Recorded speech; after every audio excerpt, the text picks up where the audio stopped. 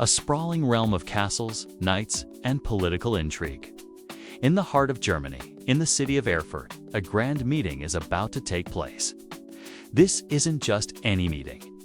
The most powerful nobles from across the land are gathering, ready to broker peace, forge alliances, and settle a bitter dispute that threatens to tear the region apart. The air is thick with anticipation. But what was meant to be a pivotal moment in medieval politics is about to descend into one of the most bizarre, disgusting, and tragic disasters in all of history. This is the story of the Erfurt Latrine disaster, a day when dozens of Europe's elite met a truly foul end. So, what was the big issue that brought all these important people together?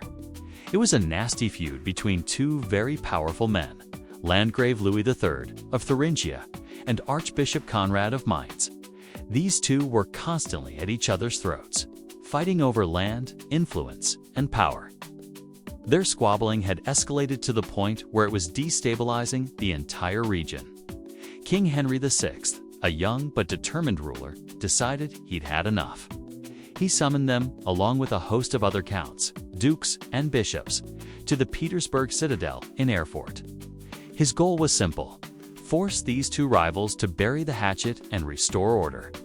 The Petersburg citadel was a formidable fortress, a symbol of power and authority.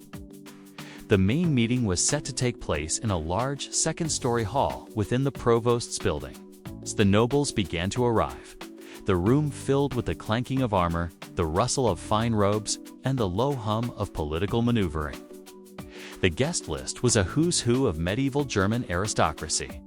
You had counts like Heinrich of Schwarzburg, Gasmar of Ziegenhain, and Friedrich of Abenberg. The room was packed to the gills, far more crowded than it was ever designed to be.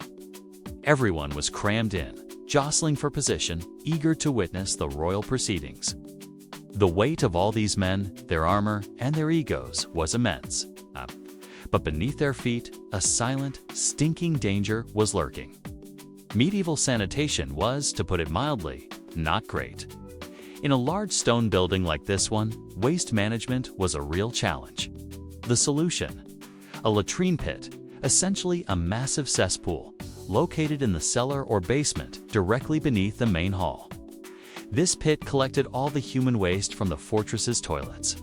For years, possibly decades, it had been slowly filling up, a dark, hidden reservoir of filth. The floor of the Grand Hall, the very foundation holding up the most powerful men in the empire, was made of wood. Old wood, and it was this wooden floor that separated the glittering assembly of nobles from the vile abyss below. The sheer number of people gathered for the diet put an unprecedented strain on the structure. The timbers groaned under the combined weight of well over 100 men. They were about to learn a terrifying lesson in physics and engineering. The meeting was just getting underway. King Henry VI had taken his seat in a stone alcove with a window, a place that offered a solid foundation. This small detail, this seemingly random choice of where to sit, would prove to be the difference between life and death. Suddenly, without warning, a terrifying cracking sound echoed through the hall. The wooden floor, overwhelmed by the immense weight, shattered. It didn't just creak or sag. Catastrophically failed. In a chaotic instant, the center of the room simply vanished. Dozens of nobles, who moments before were posturing and negotiating, plunged downwards. But they didn't just fall to the cellar floor. They crashed through a second, rotted wooden floor, the one covering the latrine pit. The scene turned from a political summit into a living nightmare. Men in heavy armor and luxurious clothes were swallowed by the earth, dropping into the deep, dark cesspool below. The air filled with screams of shock and terror, quickly replaced by the horrifying sounds of splashing and choking. The pit was deep, filled with an unimaginable quantity of semi-liquid human excrement. For those who fell, the initial impact might have been survivable, but the true horror was what came next. Weighed down by their armor and thick woolen clothing, they couldn't swim or even tread water. They were trapped in a thick, noxious sludge that filled their mouths and noses. It was a terrifying, undignified death. They drowned, suffocated in the very filth the castle was designed to contain. Imagine the chaos. One moment, you're standing among the most powerful men in the land, and the next, you're plunging into a sea of human waste. The stench would have been overwhelming, the panic absolute. Those who didn't fall immediately stared in horror at the gaping, foul-smelling hole that had just opened in the middle of the room. A few lucky ones, like King Henry, were saved by their position. He clung desperately to the iron railing of the window in his stone alcove, watching the disaster unfold below him. Another survivor was the man at the center of the dispute, Archbishop Conrad, who also found a secure spot near a window. But many, many others were not so fortunate. Chronicles from the time paint a grim picture. They say around 60 people perished in the most gruesome way imaginable. Some sources even put the number closer to 100. The list of the dead reads like a roll call of the German nobility. Count Gasmar III of Ziegenhain, Count Friedrich of Abenberg, Count Friedrich of Kirchberg, Count Heinrich of Schwarzburg. All gone in an instant. It was a staggering loss of life, a decimation of the ruling class in a single foul moment. Rescuers scrambled to the scene, but what could they do? They lowered ladders into the pit, trying to pull survivors from the mire. The king himself had to be rescued from his precarious perch with a ladder. The scene was one of utter devastation. The survivors were covered in filth, traumatized by what they had just witnessed. The dead had to be retrieved from the cesspool, a grim and disgusting task. The immediate aftermath was chaotic. King Henry VI, having narrowly escaped death, was profoundly shaken. He and the other survivors quickly left Erfurt, abandoning the ill-fated Diet. The political dispute that had seemed so important just hours earlier was now completely overshadowed by the sheer horror of the event. The feud between Louis III and Archbishop Conrad. It was put on hold indefinitely. It's hard to resolve a conflict when a significant portion of the mediators and participants have just drowned in a toilet. The news of the disaster spread like wildfire across the empire. It was an event so shocking and so bizarre that it became legendary. Chroniclers recorded it with a mixture of horror and disbelief. How could something like this even happen?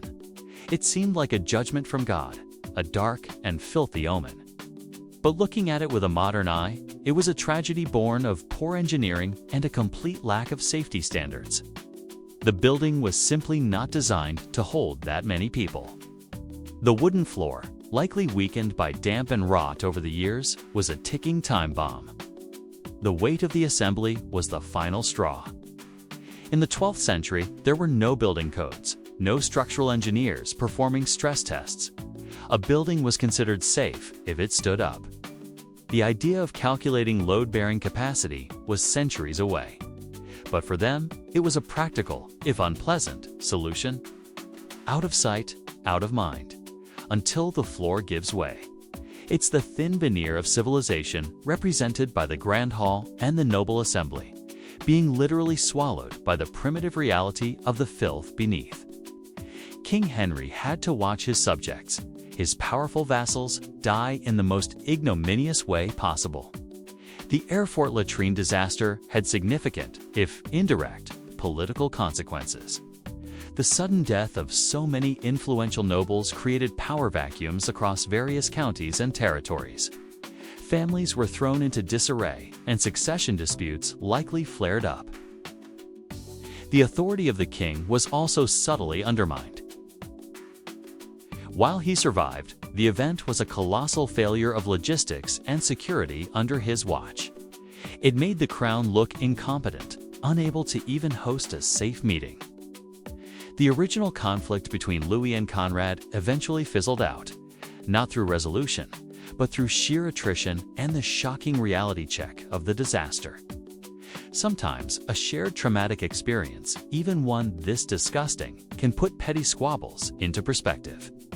In the grand tapestry of history, the Erfurt Latrine disaster is a strange, dark, and smelly thread. It's a story that's often treated as a historical punchline, a bit of morbid trivia. But it was a real tragedy for the people involved. These were powerful men, leaders of their communities, who died in a way that robbed them of all dignity. It serves as a powerful reminder of the fragility of life and the often seen dangers that lurked in the medieval world. It's a testament to the fact that sometimes history isn't made by grand battles or brilliant speeches, but by something as mundane and terrifying as a rotten floorboard. So the next time you're in an old building, maybe take a moment to think about what's holding you up.